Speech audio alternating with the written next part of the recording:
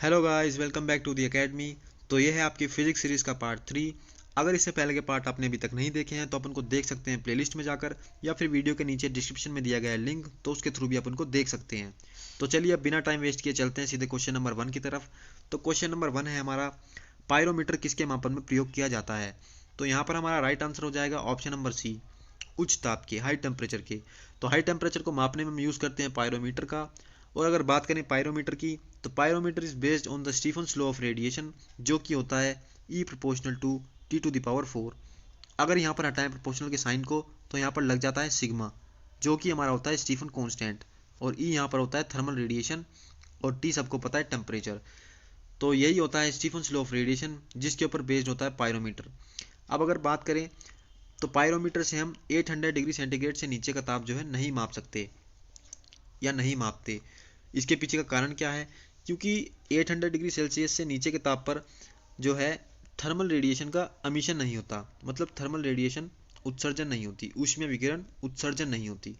तो यही कारण है पायरोमीटर से हम 800 डिग्री सेंटीग्रेड से नीचे का ताप नहीं मापते। अब चलते हैं क्वेश्चन नंबर 2 की तरफ।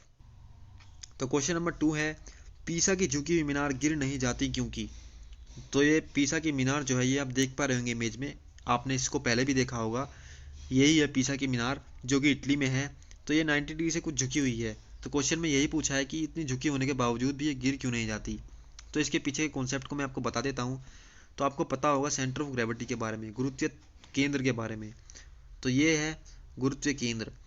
तो सेंटर ऑफ ग्रेविटी वो पॉइंट होता है जहाँ पर किसी भी ऑब्जेक्ट का, किसी भी वस्तु का सारा मास जो है कंसंट्रेटेड रहता है, संकेंद्रित रहता है। और कोई भी वस्तु, कोई भी ऑब्जेक्ट जब तक स्टेबल रहती है, जब तक उसका सेंटर ऑफ ग्रेविटी से होकर जाने वाली जो ये वर्टिकल लाइन है, ये जो वर्टिकल लाइन है उसके तल से होकर गुजरती है, ये इसके तल से होकर गुजर रही है। सेंटर ऑफ ग्रेविटी से होकर जाने वाली जो वर्टिकल लाइन है, ये अभी तक इसके तल से होकर गुजर रही है, यहाँ पर भी, यहाँ पर भी, और यहाँ पर भी, इन तीनों इमेज में। लेकिन ये तो इसलिए ये स्टेबल है।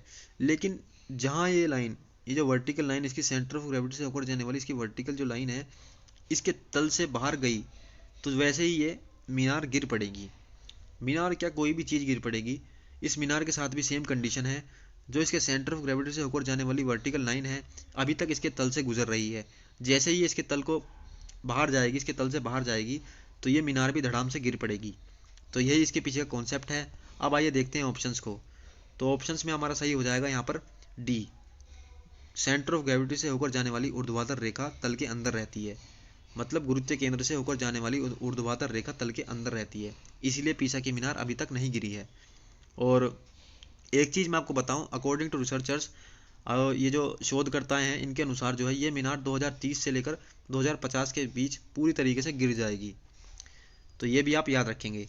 अब चलते हैं क्वेश्चन नंबर 3 की तरफ। तो क्वेश्चन नंबर 3 है, पानी के 4 डिग्री सेंटीग्रेड पर शरीर तैरता है, यदि तापमान 100 डिग्री सेंटीग्रेड हो जाए तो क्या होगा। मतलब पानी जब 4 डिग्री सेंटीग्रेड पर गर्म रहता है तो शरीर जो है उसमें तैरता है।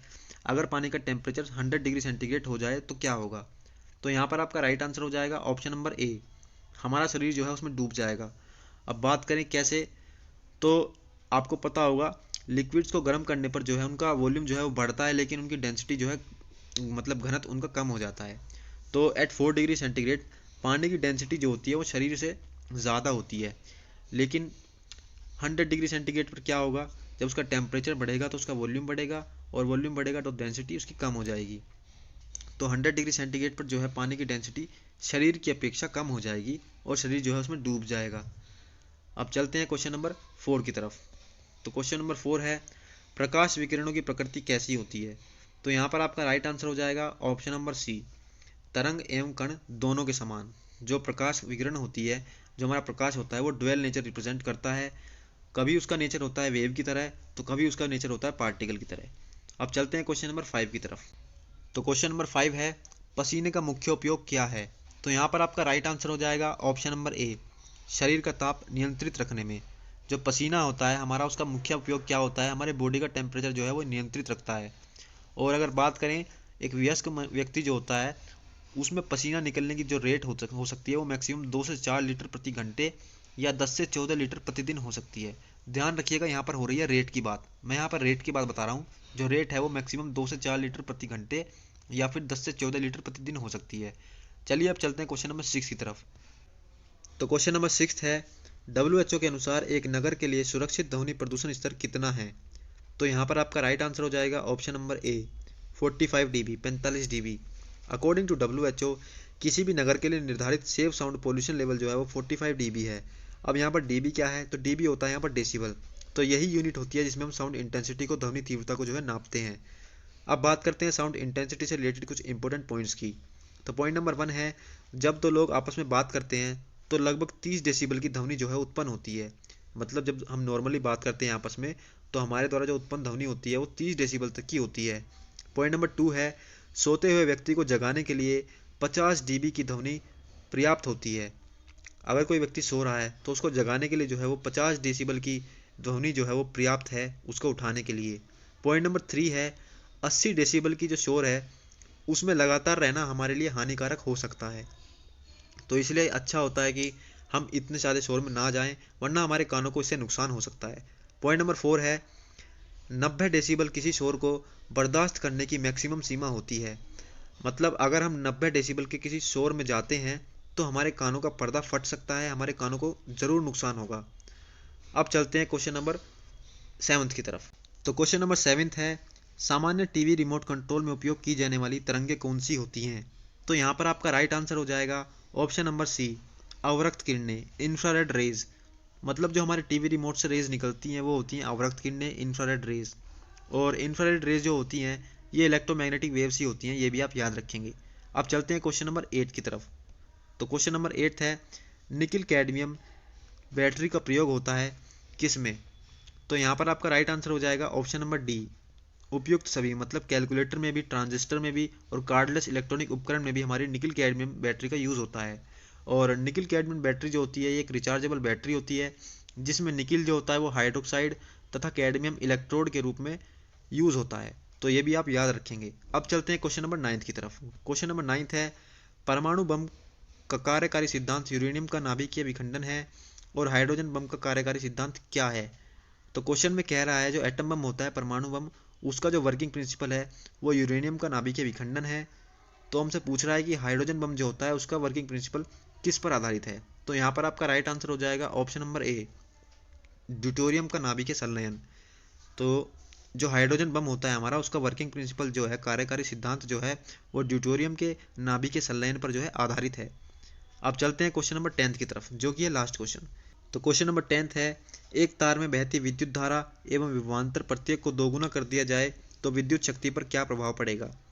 तो हमसे पूछा गया है यदि कोई तार में विद्युत धारा है और विभवांतर है, उनको दोनों को दोगुना कर दिया जाए तो हमारी पावर पर क्या इफेक्ट पड़ेगा? तो चलिए देखते हैं क्या इफेक्ट पड़ेगा। तो इन तीनों से रिलेटेड एक फॉर्मूला होता है, वो होता है P = VI। इन तीनों के रिलेशन में यही फॉर्मूला होता है। अब अकॉर्डिंग टू क्वेश्चन अगर हम V को और I को दोगुना कर दें, V को भी दोगुना कर दें और I को भी दोगुना कर दें, जो नई पावर हो जाएगी P' वो कितनी हो जाएगी? वो हो जाएगी 4VI। और VI जो है हमारी वो पुराने वाली धारा है, पहले वाली धारा है। तो यहाँ से रिलेशन निकल के आएगा P' = 4PI 4P।